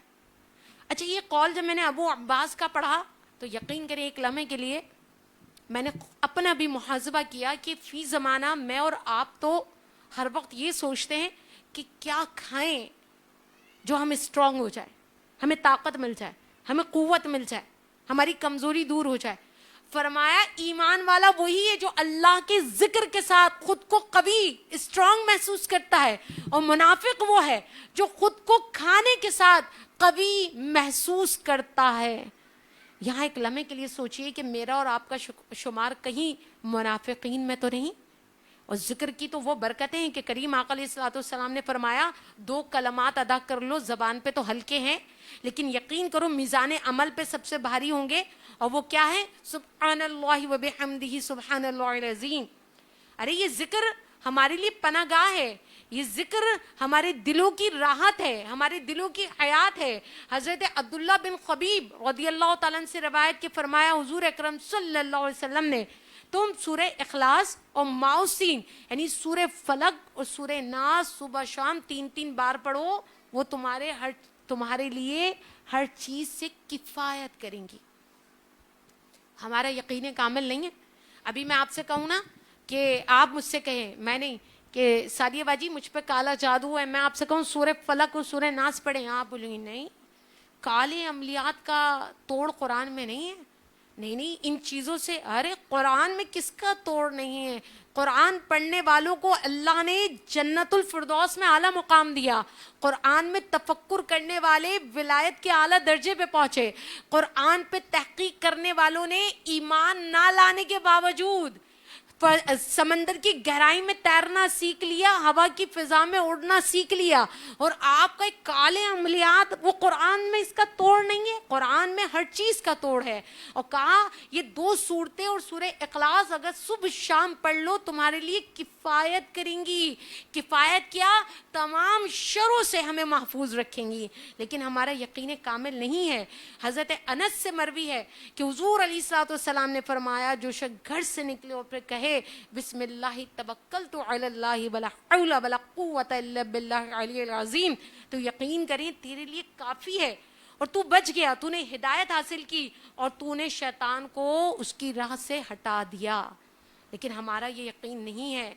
اگر حضور علیہ الصلوۃ والسلام نے فرمایا اگر تم صبح و شام یہ بھی پڑھ لو نا, بسم اللہ الذی لا یضر مع اسمہ شیء فی الارض ولا فی السماء وهو السمیع العلیم, تو یقین کرو کوئی شے تمہیں نقصان نہیں پہنچا سکتی. لیکن مجھے ایمانداری سے بتائیے ہمارا اتنا یقین کامل ہے؟ نہیں ہے. ہم صبح شام ان دعاؤں پر قرآنی دعائیں ماسورہ جو حضور علیہ الصلوۃ والسلام سے ہم یقین کامل کے ساتھ نہیں پڑھتے, جبھی تو ہم در کے دھکے کھا رہے ہیں. غور تو کریں, اگر ہم ان قرآنی صورتوں, قرآنی آیتیں اور احادیث سے جو دعائیں ثابت ہیں, اگر ہم ان کے اثرات پر بحیثیت ذاکر یا ذاکرہ غور کریں اور پھر ارد گرد کے ماحول پر نظر ڈالیں, تو ہم دیکھیں گے کہ کسی کو جن نے چھو لیا, کوئی سحر زدہ ہے, کسی پہ شیطان وارد ہے, لیکن فضل صرف انہی لوگوں پر ہے جو اللہ کا ذکر کرتے رہتے ہیں. اور یاد رکھیے اللہ کا ذکر صرف منافقین کم کرتے ہیں. سورہ نساء میں اللہ کریم نے فرمایا لا یذکرون اللہ الا قلیلا, نہیں ذکر کرتے مگر تھوڑا, یعنی منافقین ہیں جو اللہ کو بہت کم یاد کرتے ہیں. یعنی اللہ کا ذکر کم سے کم کرنا نفاق کی علامت ہے. اور وہی حدیث مبارکہ جو کہ بہت مشہور ہے اسے سن لیجئے کہ جو لوگ اللہ کا ذکر کرتے ہیں, اللہ کو یاد کرتے ہیں, اور جو اللہ کو یاد نہیں کرتے ان کی مثال زندہ اور مردہ کی ہے. اس کو میں آسان لفظوں میں سمجھاؤں. جن لوگوں نے اپنی ساری زندگی ذکر اللہ میں لگائی اور اللہ کے احکامات پہ عمل کیا, آج وہ دنیا میں نہ ہوتے ہوئے بھی زیر زمین زندہ ہے. بل احیاکم, بلکہ وہ زندہ ہے. ولیکن لا تشعرون, تمہیں اس بات کا شعور نہیں ہے. اور مجھ جیسے آپ جیسے لوگ بچے جو بظاہر زمین پر چل پھر رہے ہیں لیکن ذکر اللہ سے غافل ہیں, تو ہم چلتی پھرتی لاشیں ہیں. سمجھ رہے ہیں؟ ہم دن میں غافل ہیں اور رات میں ہم مردار ہیں. ہم بڑے ہی عجیب لوگ ہیں. اپنے خالق اپنے رب کریم سے ہم نہ صرف غافل ہیں بلکہ ہم اپنے مقصد حیات سے بہت دور ہیں. اللہ کریم نے فرمایا جس گھر میں اللہ کا ذکر ہو اس کی مثال زندہ کی ہے, اور جس گھر میں اللہ کا ذکر نہ ہو اس کی مثال مردہ کی ہے. اپنے اپنے گھروں کو سامنے رکھیے جہاں ڈول گانے باجے مکمل ساؤنڈ کے ساتھ. ہم میں سے کتنے لوگ ہیں جو اپنے گھروں میں نمازوں کا اہتمام کرتے ہیں؟ یاد رکھیے میں اور آپ اگر اللہ کا ذکر کرتے ہیں تو یہ ہماری زندگی کے لیے ہماری زندگی کو مزین کرتے ہیں, ہمارے باطن کو معرفت عطا کرتے ہیں. اور میں اور آپ جب اللہ کے ذکر سے دور ہوتے ہیں تو ہمارا گھر ظاہری طور پہ بنجر ہوتا ہے اور باطنی طور پہ ہم اندر تک ویران ہوتے ہیں. آسان لفظوں میں کہہ تو رہی ہوں, جب زبان سے ذکر ہی نہیں ہو رہا تو روح کو اس کی غذا نہیں مل رہی. جب روح کو غذا نہیں مل رہی تو اندر روح بیمار ہے. اور صرف روح بیمار نہیں ہے, جب آپ اور میں اللہ کا ذکر نہیں کر رہے تو یاد رکھیے ہمارا دل بھی تو سخت ہے, جس کے لیے سورہ زمر میں اللہ کریم نے فرمایا فَوَيْلُ الْقَاسِيَ قُلُوبُهُم مِّن ذِكْرِ اللَّهِ, تباہی ان لوگوں کے لیے جن کے دل اللہ کی نصیحت سے اور زیادہ سخت ہو گئے. تباہی یہ میرے اور آپ کے لیے ہے, تباہی ان کے لیے. ایک شخص نے حضرت حسن بصری رحمۃ اللہ تعالی علیہ سے فرمایا اے ابو سعید, میں تم سے اپنے دل کی قساوت کی شکایت کرتا ہوں, دل کی سختی کی. انہوں نے کہا اسے ذکر سے پگھلاؤ. ہمارے دل سخت ہیں, ہمیں کوئی رونا نہیں آتا, میتیں پڑی ہم نہیں روتے, ہم کسی کی تکلیف پہ نہیں بلبلاتے, ہم تو اپنوں کی بھی تکلیف پہ نہیں بلبلاتے, ہمارے دل سخت ہیں. فرمایا اسے ذکر سے پگھلاؤ, اس لیے کہ دل میں جتنی شدید غفلت ہوگی, ہمارا دل جتنا غافل ہوگا اتنا ہی سخت ہوگا. اور جب اس دل میں اللہ کا ذکر جاگزی ہوگا تو سمجھو قساوت جاتی جائے گی اور دل کو نرمی حاصل ہو جائے گی. جن کے دل نرم ہوتے ہیں, جن کی روح کو بالیدگی ملتی ہے, ان کی آنکھیں اشکبار ہوتی ہیں, ان کی زبانیں اللہ کے ذکر سے تر ہوتی ہیں, ان کے دل ان کے قلوب نرم ہوتے ہیں. یہ وہ نشانیاں ہیں. اب آپ نے یہ سب روح کا بھی سنا, دل کا بھی سنا, اللہ کے ذکر کا بھی سنا. اب میری اور آپ کی کیفیت کیا ہے؟ جیسے کہ آج کل اکتوبر نومبر دسمبر میں اکثر لوگ کہتے ہیں موسم ہی ایسا ہے. کیسا؟ یعنی بغیر کسی وجہ کے عجیب سی بے چینی ہے. بے چینی کو نام کیا دے ہمیں پتہ نہیں چلتا. ہم کہتے ہیں عجیب سی بے چینی محسوس کر رہے ہیں, کوئی خلا ہے ہمارے اندر, کوئی کمی ہے ہمارے اندر. ایسا ہے جیسے ہم کسی شے کو تلاش کر رہے ہیں لیکن وہ شے ہمیں مل نہیں رہی, وہ اندر کی کمی ہمیں بے چین کر رہی ہے. ایسا کب ہوتا ہے؟ ایسا اس وقت ہوتا ہے جو یہ ابھی میں نے بات کی اسی سے بالکل جڑی ہوئی ہے. ایسا یہ اس وقت ہوتا ہے کہ جب اللہ نے ہمیں پیدا کسی اور کام کے لیے کیا اور ہم نے مشغول خود کو کہیں اور رکھا ہوا ہے. وَمَا خَلَقْتُ الْجِنَّ وَالْإِنسَ إِلَّا لِيَعْبُدُونَ, اور ہم نے انسان اور جنات کو اپنی عبادت یعنی اپنی معرفت کے لیے پیدا کیا ہے. اللہ کریم نے ہمیں پیدا کسی اور مقصد کے لیے کیا اور ہم نے خود کو مشغول کسی اور کاموں میں کر لیا. اب جب مشغول ہم کسی اور کام میں ہوئے تو روح اندر سے ہمیں پکارتی رہی کہ مجھے ذکر اللہ کی خوراک چاہیے. تمہیں اللہ نے بے مقصد کاموں میں تھکانے کے لیے پیدا نہیں کیا. اب جسم کو تو ہم نے مزین کر لیا, چہروں کو ہم نے خوبصورت بنا لیا, ہم نے کاسمیٹک سے خود کو نکھار لیا, ہم نے قیمتی مہنگے لباسوں سے خود کو مزین کر لیا, لیکن یہ تو صرف ظاہر ہے نا. جو اندر کی تڑپ ہے, جو اندر کی کسک ہے, جو اندر کی تلاش ہے, وہ ہمیں بار بار پکارتی ہے. اندر اور باہر میں جو فرق ہے, یہ فرق ہمارے اندر ایک بے چینی پیدا کرتا ہے. یعنی ہمارے اندر ہماری روح ہمیں وارن کرتی ہے, ہمیں وارننگ دیتی ہے کہ سمجھو مجھے اللہ کے ذکر کی ضرورت ہے اور تم اپنے جسم کو دنیاوی کاموں میں تھکا رہے ہو. جب ہم اس وارننگ کو نہیں سمجھتے تو آہستہ آہستہ ہم روحانی, جسمانی اور دماغی بیماریوں میں ملوث ہو جاتے ہیں. اور فی زمانہ ہر شخص روحانی, جسمانی, دماغی, اعصابی, نفسیاتی کسی نہ کسی مسئلے کا شکار ہے. یہ بات سمجھ میں آ گئی؟ یہ مسائل, اب یہاں صرف 2-3 صورتحال سن لیجیے. یہ مسائل کیسے جنم لیتے ہیں, اس کی مختلف صورتحال ہوتی ہیں. بعض اوقات ایسا ہوتا ہے ہم صراحتاً کوئی غلط کام کرتے ہیں, تو آپ کا وجود غلط کر رہا ہے نا, اندر بھی تو اللہ نے روح رکھی ہے. آپ کا ضمیر آپ کو آواز دے دے کر غلط کام سے روکتا ہے اور آپ جان بوجھ کر ضمیر کی آواز کو اگنور کرتے ہیں. جب آپ کا وجود غلط کاموں میں مشغول ہو اور آپ اپنی روح کی اس آواز کو اگنور کریں, آپ کے اندر بے چینی, بے انتہا بے چینی پیدا ہوتی ہے. اور یہ بے چینی صرف اسی وقت ختم ہوگی جب آپ اس کام کو ترک کریں گے اور اللہ کریم کی بارگاہ میں توبہ کریں گے. ڈپریشن کیا ہے, فرسٹریشن کیا ہے, اسٹریس کیا ہے, اینزائٹی کیا ہے, یہ کیا ہے مختلف نام.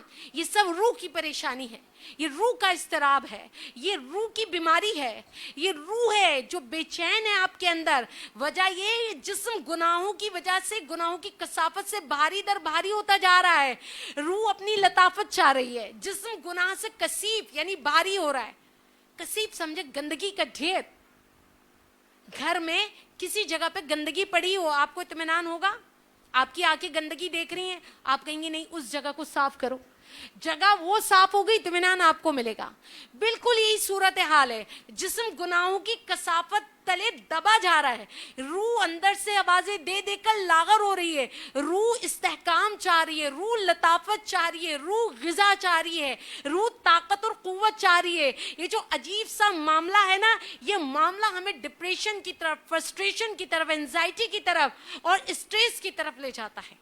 آپ کہیں گی سعدیہ وجی کیسی کیسی باتیں کر رہی ہیں, ہمیں تو ڈپریشن کسی وجہ سے ہوتا ہے.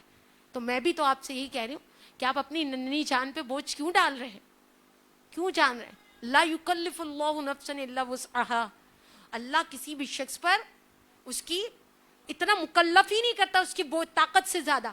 تو بات یہ ہے کہ جن چھوٹی چھوٹی چیزوں کو آپ پہاڑ بنا رہے ہیں, جن تکوینی سسٹم میں آپ مداخلت کر رہے ہیں, اور جن چیزوں کو, زندگی کو آپ نے اپنے رویوں سے کڑواہٹ کا شکار کیا ہے, وہ سب کچھ اللہ کے سپرد کر دیجئے.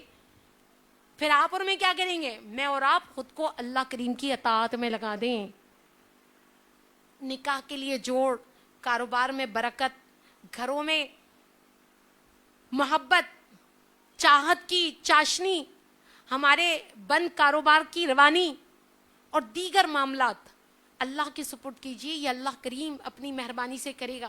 میں اور آپ کیا کریں؟ میں اور آپ دوسروں کی زندگیاں آسان کریں، 5 وقت کی نماز پڑھیں، قرآن سے تعلق مضبوط کریں، اللہ کریم کی اطاعت کریں. ہم یہاں لگیں گے، اللہ کریم ہمیں وہاں آسانی عطا فرما دے گا.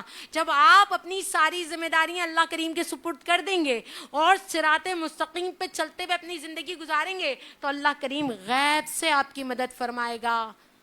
اور یہی چیز ڈپریشن، فرسٹریشن، انزائٹی یہی ہے. بھائی ایک چیوٹی کے لیے میری شہادت کی انگلی کیا ہے؟ پہاڑ ہے نا. چیوٹی کے لیے ہم بھی تو چیوٹیاں ہیں. ہم اتنے بڑے بڑے مسائل اللہ کی بارگاہ میں کیوں نہیں لے کر جاتے؟ اب یہاں ایک مثال بھی دوں. ہر میری وہ بہن جو اپنی بیٹی کے رشتے کے لیے پریشان ہے، حقیقت میں یہ اللہ کی طرف سے دیر نہیں ہے، آپ کے رویے کی وجہ سے دیر ہے.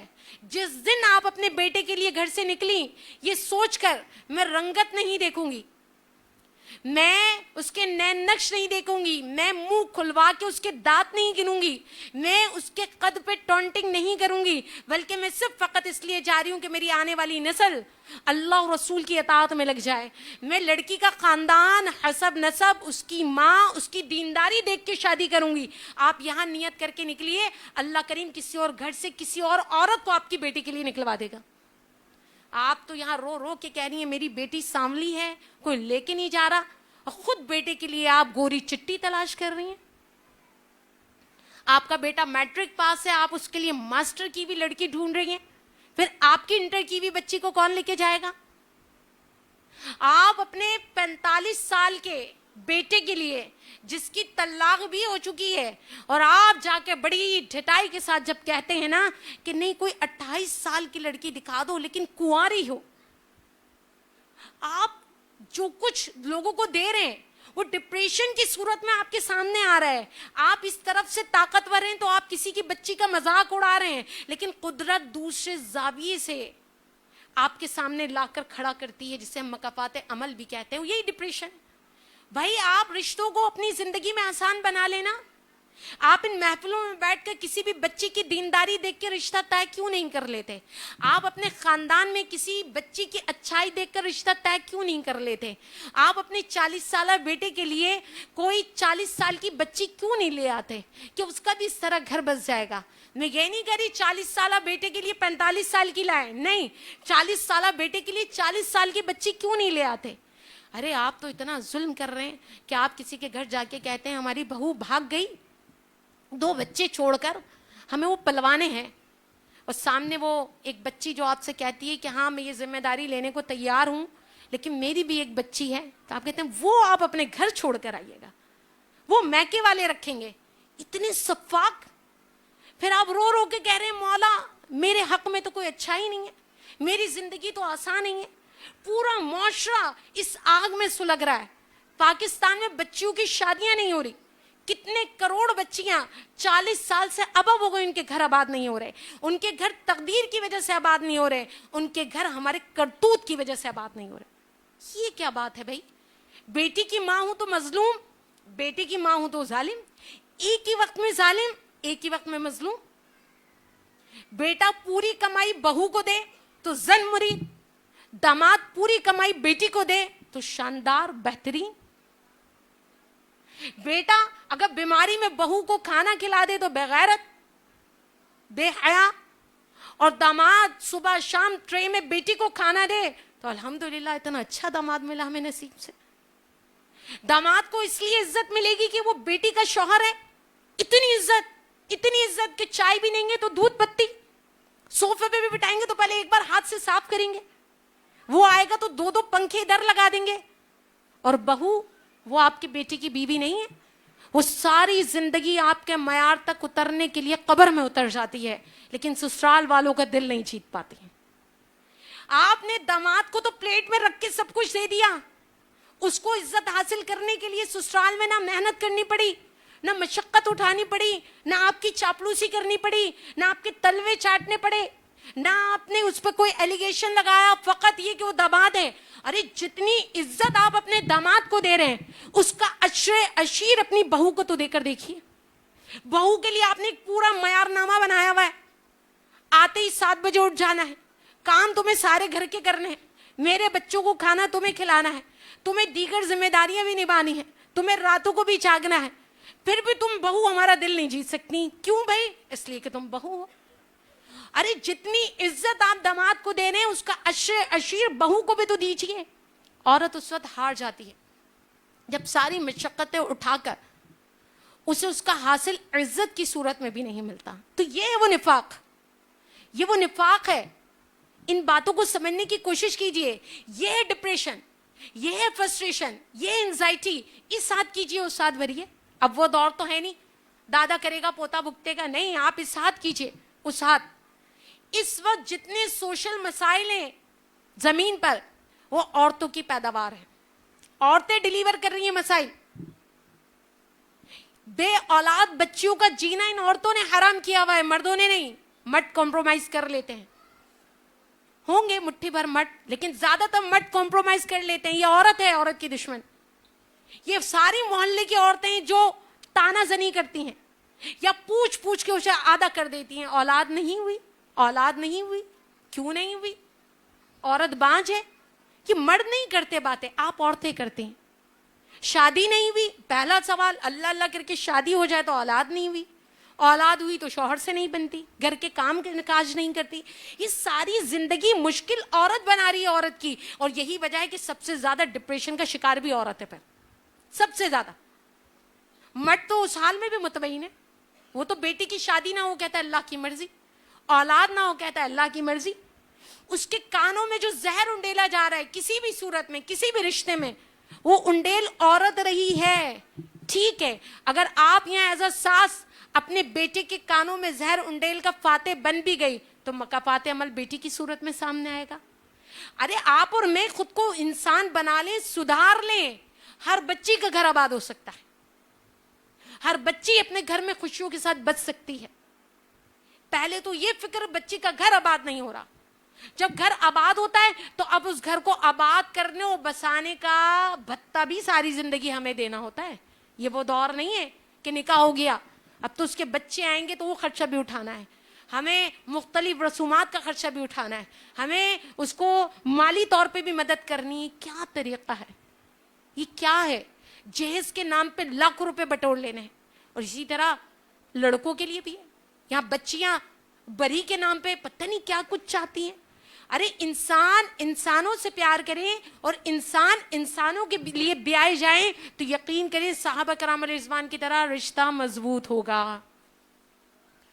حضرت عاتقہ کا میں بار بار بتاتی ہوں، بار بار، کہ کس طرح پہلی شادی حضرت ابو بکر صدیق رضی اللہ تعالیٰ عنہ سے ہوئی، ان کے بعد حضرت زید بن خطاب یعنی حضرت عمر فاروق کے بھائی سے ہوئی، پھر ان کے بعد حضرت زید کے بعد حضرت عمر فاروق سے ہوئی، حضرت عمر فاروق کے بعد حضرت زبیر ان سے ہوئی، پھر ان کے بعد حضرت امام حسین رضی اللہ تعالیٰ عنہ سے ہوئی. کیونکہ اس دور میں جیسی پہلا شوہر فوت ہوتا تھا یا طلاق دیتا تھا تو فوراً اس عورت کو کسی اور کے نکاح میں دے دیتے تھے. مجھے بتائیں ہماری طلاق یافتہ بچیاں، ہماری بیوہ بچیوں سے کون کرے گا؟ جب آپ کے بیٹوں کی 2 شادیاں ہو گئیں پھر بھی آپ منہ اٹھائے کنواری لڑکیاں تلاش کر رہی ہیں تو ان طلاق یافتہ بچیوں سے کون کرے گا؟ ان بیوہ بچیوں سے نکاح کون کرے گا؟ ان کے بچوں کی کفالت کون کرے گا؟ اگر آنے والی آپ کے بچوں کو پال کے دے رہی ہے تو کیا اس گھر میں وہ اپنی ایک اولاد نہیں پال سکتی؟ ہماری ایک اسٹوڈنٹ نے کمنٹ کیا تھا فیس بک پہ، ماں کی جمع ہوتی ہے باپ کی جمع نہیں ہوتی. تصویر کا یہ رخ تو بہت اچھا ہے کیونکہ باپ کا کردار وہ کردار ہے جو ساری زندگی نہ ماموں نہ چچا کوئی بھی رشتہ باپ کا کردار ادا نہیں کر سکتا. ایک بیٹی کے لیے جو باپ ہیرو ہے نا، اور جو قربانیاں باپ دیتا کوئی اور نہیں دے سکتا. لیکن اس خوبصورت پہلو کے ساتھ تاریک پہلو بھی تو ہے. عورت کو کتنا ہی بدنام کر لیں آپ سوتیلا سوتیلا کہہ کے، لیکن عورت ہر رشتے میں نانی، دادی، پھپھی، خالہ، سوتیلی ماں، ہر رشتے میں بچے پال کے دے دیتی ہے. لیکن مرد حضرات سوائے اپنی اولاد کے کسی کی اولاد پالنا نہیں چاہتے.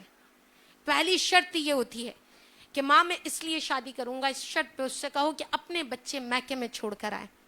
اگر یہی شرط لڑکیاں لگا لیں، اگر آپ اپنی اولاد کے لیے اتنا دل وسیع رکھ رہے ہیں تو اس عورت کی بھی تو اولاد ہے.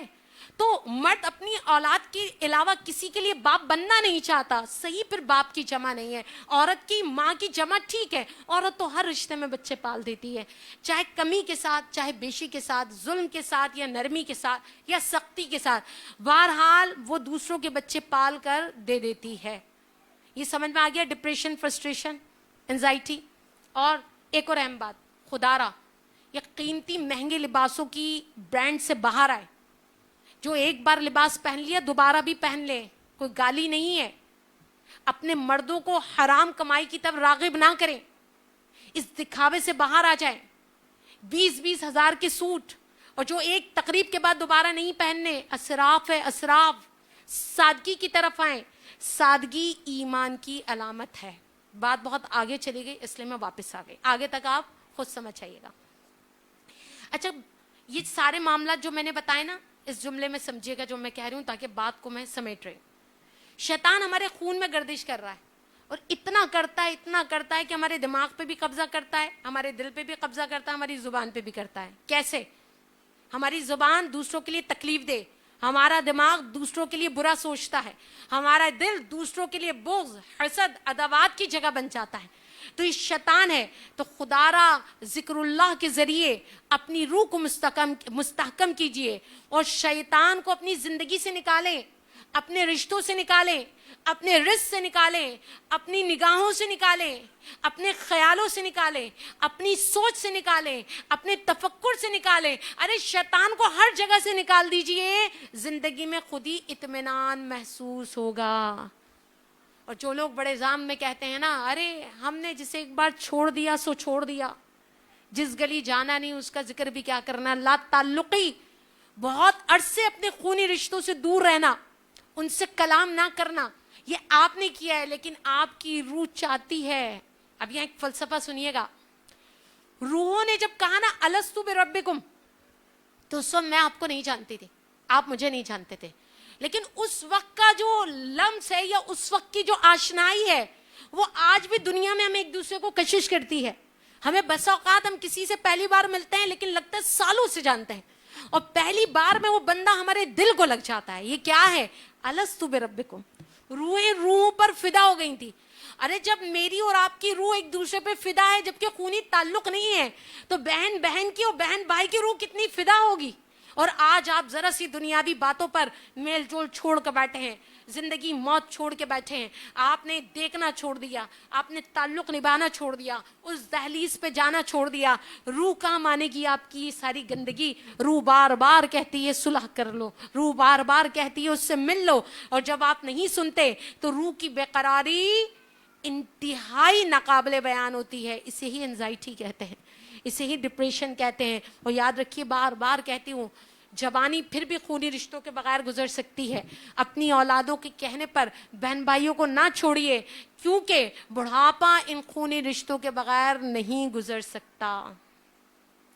ایک اور وجہ, زبان کا غیر محتاط استعمال میرا اور آپ کا. جہاں بیٹھتے ہیں اللہ کی پناہ. اب چونکہ ٹائم بہت ہو رہا ہے, پھر سمجھیے, اگر میں اور آپ اپنی گفتگو سے جھوٹ نکال دیں, غیبت نکال دیں, بہتان نکال دیں, الزام تراشی نکال دیں, تو ہمارے پاس گفتگو ہی نہیں بچتی کرنے کی. یہ حال ہے ہمارا, ہمارے پاس کوئی کلام ہی نہیں ہوتا. یہ سب سے بڑا معاشرتی المیہ ہے کہ اگر ہم تیسرے فرد کی بات اپنی گفتگو سے نکال دیں, ہم غیبت, بہتان, الزام تراشی اور وغیرہ وغیرہ, تو میرے اور آپ کے پاس کوئی کلام ہی نہیں بچتا, کیونکہ ہمارا تو کام ہی ہے اپنوں کے بقیے ادھیڑنا. اور جب ہم اپنوں کے بقیے ادھیڑتے ہیں نا, یقین کریں ان کے کم بقیے ادھڑتے ہیں, ہماری روح تار تار ہو جاتی ہے, ہماری روح بے قرار ہو جاتی ہے. اور یہ سب میں بتا چکی ہوں. آخری بات, لوگ کیا کہیں گے, اس نے ہماری زندگی برباد کر دی. روح اندر سے بار بار کہتی ہے کہ ارے بھائی, پوری زندگی ناکوچی رکھنے کے لیے تم کتنا ہی دکھاوا کر لو, اور اس دکھاوے کے لیے تم کتنی ہی دل آزاریاں کر لو, کتنے ہی دل توڑ دو, کتنی ہی بےمانیاں کر لو, کتنی احساسات کو کچل دو, کتنا ہی خود ساختہ بھرم رکھ لو, لیکن یقین جانو تمہیں ساری زندگی جو فکر رہی لوگ کیا کہیں گے, لوگ فقط ایک ہی جملہ کہیں گے, انا للہ و انا الیہ راجعون. اس کی سوا کچھ نہیں کہیں گے. لیکن بہرحال ہمیں اس کی کوئی فکر نہیں ہے, ہمیں لوگوں کے لیے جینا ہے. تو خدا را اللہ پہ بھروسہ کیجئے, اپنی عقل و تدبیر سے کام ضرور لیجئے, لیکن توکل اللہ پہ رکھیے. اللہ کریم آپ کے مسائل کو حل کرنے والا ہے. اللہ کا ذکر کیجئے. جھوٹ در جھوٹ در جھوٹ, یہ جو زبانوں پہ جھوٹ شہد کی طرح رہ رہا ہے, یقین کریں اس نے تو ہمارے اور جہنم کے فاصلے کو کم سے کم کر دیا. ممکن ہے میں اور آپ جہنم کے دہانے پہ ہی کھڑے ہوں.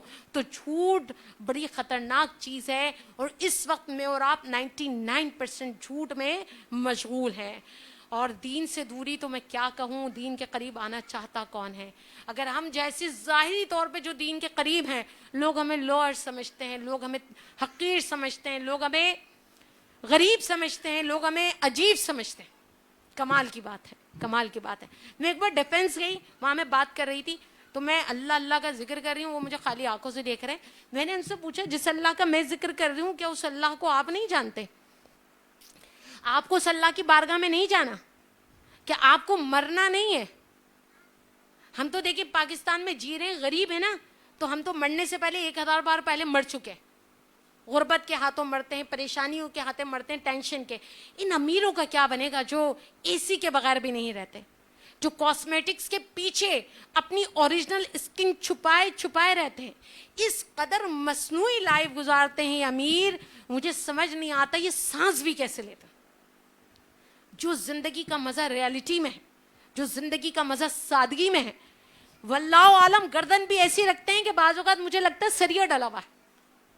میں جب ان لوگوں کے یہاں بیان دینے جاتی ہوں تو میں دیکھتی ہوں خاتون اگر وہ چیئر پہ بیٹھی ہے وہ ایسی ہی بیٹھی رہے گی, ٹانگ پہ ٹانگ رکھے. آخر میں 1.5 گھنٹے کے بعد میں یہ سوچتی ہوں کہ یہ اوریجنل بھی ہے مجسمہ ہے. ارے بھائی گردن بھی ہلا لیں, تھوڑا مسکرا بھی لیں, کوئی ٹیکس کوئی لگائے. یہ میک اپ زدہ چہروں کو پر سختی رکھ کر, ٹانگ پہ ٹانگ رکھ کر, گردن کو اکڑا کر ہی آپ سمجھیں گے کہ آپ 1 کروڑ کے گھر میں بیٹھے ہوئے. کمال ہے یار. ریئلٹی, مسکرائیں, انسانوں میں رہیں. 1000 گز کا بھی بنگلہ ہو, 5000 گز کا بھی, رہنا آپ کو ہم میں ہی پڑے گا. ہم جیسے غریب نہیں ہوں گے نا تو آپ زندگی کی عیاشیاں بھی نہیں کر سکتے. ہمارے محلوں سے خالی سویپر ہٹا دیجئے, کیا کریں گے؟ پاگل ہو جائیں گے 2 دن میں. یہ سویپر یہ ہمارے لیے اللہ کی طرف سے نعمت ہے.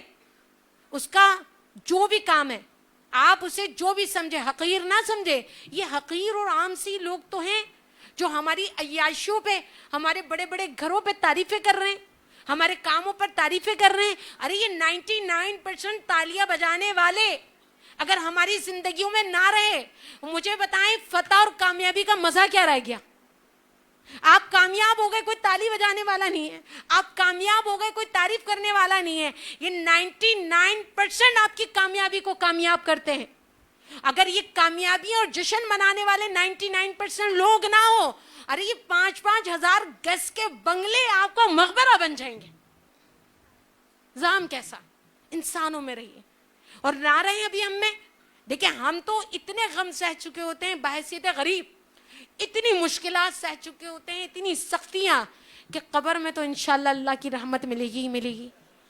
لیکن آپ سب لوگوں کا کیا بنے گا جو اے سی کے بغیر رہتے نہیں ہیں, نرم گدوں کے بغیر سوتے نہیں ہیں, لائٹ لمحے کے لیے جاتی نہیں ہے, انسانوں میں آپ رہے نہیں, پھر قبر کا تاریک گڑھا, اندھیریاں, کثافتیں کیا کریں گے؟ اب آپ کہیں گی سعدیہ باجی ڈرا رہی ہیں. بھائی میں تو ڈرا نہیں رہی, میں تو کہتی ہوں گلی میں سوئے پر بھی ہے اسے عزت سے بات کریں, عزت دیں, کیونکہ وہ اللہ کی مخلوق ہے, اللہ کا بندہ ہے. آپ بھی اللہ کے بندے ہیں, جس اللہ نے آپ کو دیا ہے وہ لے بھی سکتا ہے. دیکھ لیں ڈیفنس میں, اور آپ اپنے غریب ہونے پر فخر کریں. جتنے بھی اولڈ ہاؤس کھل رہے ہیں ہم غریبوں کے نہیں کھلتے. ہم اپنی ماں کو پیناڈول پہ بھی 10 سال پال لیتے ہیں. ہم اپنی ماں کو 10 سال بستر پر, اپنے باپ کو جہاں ہمیں پر کوئی سہولت نہیں ہے, اپنے ہاتھوں سے ان کا گند بھی اٹھا لیتے ہیں. ہمارے باپ اور اگر ہماری ماں آخر میں نفسیاتی پاگل ہو جائے نا, ہم انہیں پاگل پن سمیت اپنے ساتھ رکھتے ہیں. ان عمرہ کا کیا بنے گا جو پی ایچ ڈی کیے ہوئے ہیں, جن کے بچے UK US میں ہیں, اور اولڈ ہاؤس آپ کا مقدر ہے. سوچنے کی بات ہے. آپ ہی لوگوں کے لیے اولڈ ہاؤس کھل رہے ہیں, ہم غریبوں کے لیے نہیں ہے. ہم غریب جیسے بھی صحیح, ہم اپنی ماں باپ کو اپنی جان سے زیادہ چاہتے ہیں. आधी रोटी खिलाते हैं, बेशक कभी लापरवाही बरतते हैं तो दूसरे ही लम्हे कदमों में भी आकर बैठ के माफी मांगते हैं। हम अपनी माओ को किसी सड़क की जीनत नहीं बनाते। हमारे एक कमरे के घर में जहां हमारे 6 बच्चे भी पल रहे हो ना, हम वहां भी अपनी माँ और बाप की चरपाई रखते हैं कि उनकी जगह है। आपके 5,000 के बंगले में भी बेचारी एक माँ और बाप, उनके लिए रहने का ठिकाना नहीं होता। चले खैर, तो दीन से दूरी की बात कर रही हूँ। तो दीनदार होना इस वक्त नक्स माना जा रहा है। कमाल है भाई, कमाल है। दीनदार होना बाइसे तहकीर है। बहरहाल मुझे और आपको रोजाना एक कदम दीन की तरफ बढ़ाना है। लेकिन नहीं, आप तो सिर्फ मसले हल कराने आएंगे ना। आपसे तो मैंने गलत कह दिया, आपसे तो मैं वजीफे कराऊंगी तभी आएंगे। यार आप इस बात को समझने की कोशिश करें। बादशाह कहता है आज से ये हीरे जवाहरात आपके जितने चाहे ले जाएं, 10 मिनट है, आप 10 मिनट में कितने हीरे ले लेंगे? उतने ही जितने मुट्ठी में आएंगे, उतने ही जितना आप उठा सकेंगे। अगर हीरे उठाने के बजाय हीरे वाले पे हाथ रख दें,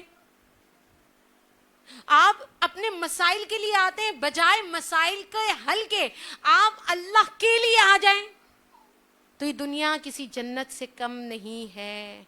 सही है? तो अल्लाह करीम। अच्छा, अब यहाँ पर आखिरी बात और सुन ले। आखिरी आप कह रहे होंगे सादिया बाजी इतनी बातों के बावजूद भी ना, ब्लड प्रेशर भी है, शुगर भी है, कोलेस्ट्रॉल भी है, प्लेटलेट्स भी हमारे कम हैं, और आप तो पता नहीं कौन सी बातें कर गई। तो बिल्कुल ऐसा सब कुछ है। इसके लिए डॉक्टर के पास जाएं, चेकअप कराएं, और जो डॉक्टर आपसे कहे उसका इलाज कराएं। लेकिन फिर मैं कहूँगी, इन सारी ज़ाहिरी बीमारियों के पीछे आपकी और मेरी बातनी बीमारियाँ, बातनी कंजूसियाँ, बातनी अय्याशियाँ हैं, जिसका सबब, जिसके तुफैल आज हम ये भुगत रहे हैं। क्योंकि अल्लाह ने तख्लीक किस लिए किया, मशगूल किन कामों में है, कर क्या रहे हैं। जब फजूल कामों में खुद को थका रहे हैं तो एहतजाजन हमारी रूह चीख चीख कर अपने होने का एहसास दिला रही है और हम उसे इग्नोर कर रहे हैं। तो फिर समझिए, अल्लाह करीम ने फरमाया अला बिज़िक्रिल्लाहि तत्मइन्नुल कुलूब। और सुनो, अल्लाह के जिक्र में अल्लाह ने दिलों का इत्मीनान रखा है। और अल्लाह का जिक्र, सबसे बड़ा अल्लाह का जिक्र पता है क्या है? वही है जहां से मैंने बात शुरू की थी, इन्ना नहनु नज़्ज़लना ज़िक्र व इन्ना लहू लहाफ़िज़ून। अल्लाह के जिक्र में दिलों का चैन है, यानी यहाँ कुरान में अल्लाह का चैन है। क्योंकि कुरान करीम वो है जिससे अहले ईमान को इत्मीनान मिलता है। और याद रखिए, दिल ईमान और यकीन के बगैर मुतमईन नहीं होगा। ये बात जहन नशीन कर लें, जुमले को रिपीट करें। हमारे दिल को इत्मीनान उस वक्त तक नहीं मिलेगा जब तक इसे ईमान और यकीन नहीं मिलेगा। और ईमान और यकीन के हुसूल के लिए सिर्फ एक ही वसीला है, वो वसीला है कुरान पाक। तो बस कुरान पाक से जुड़ जाइए, कुरान पाक से जुड़ जाइए, उस पर तफक्कुर कीजिए, उसे पढ़िए, उसका मुताला कीजिए, रोज़ाना उसे उठाइए। फिर देखिए कि कुरान पाक आपके दिल पर क्या अपनी तासीर छोड़ता है। और फिर इंशाअल्लाह ज़िक्रुल्लाह के ज़रिए, कुरान के ज़रिए हमारी ज़िंदगियाँ ऐसे बदलेंगी कि अल्लाह करीम ने जिसके लिए फरमाया कि इन्ना इबादी लैसा लका अलैहिम सुल्तान, और शैतान मेरे कुछ बंदे ऐसे हैं जिन पे तू गलबा ही नहीं पा सकता। और यही वो बंदे हैं जो अल्लाह का जिक्र करते रहते हैं। तो आखिरी बात कि क्या अब भी हम ज़िक्रुल्लाह की तरफ राग़िब नहीं होंगे? क्या अब भी हम अपने नफ्स को शैतान की तीर अंदाजी और अपने दिल को इसके गलबे के लिए खुला छोड़ देंगे? क्या हम ज़िक्रुल्लाह से गाफिल होकर अपने दिल पर शैतान को पंजा, अपना कब्जा जमाने का मौका देंगे? क्या अब भी हम नहीं समझ सकेंगे कि हमारे दिल की मौत वाक़ हो चुकी है? क्या अब भी हमें यकीन नहीं आ रहा हम चलती फिरती लाशें हैं? क्या अब भी हम इस बात को नहीं समझेंगे कि कम इल्मी ने हमें तबाह कर दिया? हम अपने राज़िक़ की, हम अपने खालिक की, हम अपने रब्बुल आलमीन की मारिफत हासिल नहीं कर सके। नेमतें खा खा कर दांत घिस गए, लेकिन ज़ुबान से अल्लाह का शुक्र अदा नहीं किया। तो खुदारा जिक्र की तरफ बढ़िए, जिक्र के ख्वाहिशमंद होइए, कुरान की तरफ बढ़िए, कुरान को समझिए, कुरान को सीखिए, कुरान के लिए अपनी जिंदगियां लगा दीजिए, कुरान को کم از کم اپنا بڑھاپا تو دیجئے. جوانی نہ دے سکے تو بڑھاپا تو دیجئے. قرآن کے ذریعے اپنے دلوں کو موٹیویٹ کیجئے, اپنی عقلوں کو قرآن میں مشغول رکھیے, اپنی زبان کو قرآن کے ساتھ تر رکھیے, تاکہ میرا اور آپ کا شمار ذاکرین میں ہو اور عالم علیین میں ہم اٹھا لیے جائیں. اللہ کریم ہمیں اپنے ذکر کی توفیق عطا فرمائے. یہاں ذکر اللہ سے مراد نماز بھی ہے, ذکر اللہ سے مراد قرآن بھی ہے, ذکر اللہ سے مراد اچھے اعلیٰ اوصاف بھی ہیں. یہاں ذکر اللہ سے مراد بندگی ہے, یہاں ذکر اللہ سے مراد صراط مستقیم پر چلنا ہے, یہاں ذکر اللہ سے مراد وہ ہدایت ہے جو اللہ کریم ہمیں عطا فرماتا ہے. تو اللہ کریم سے دعا کرتے ہیں, رب کریم ہمیں اس بیان کے طفیل, اچھی اچھی نیتوں کے طفیل, رب کریم ہمیں تو ذکر اللہ کی توفیق عطا فرما. اللہ رب محمد صلی اللہ علیہ وسلم, نحن عباد محمد صلی اللہ علیہ وسلم. رب کریم ہمیں اپنا بنا لے, اپنی محبت عطا فرما, اپنی چاہت عطا فرما, اپنی معرفت عطا فرما. رب کریم ہمیں خود سے شناسائی دے دے, رب کریم اپنی تڑپ عطا فرما دے.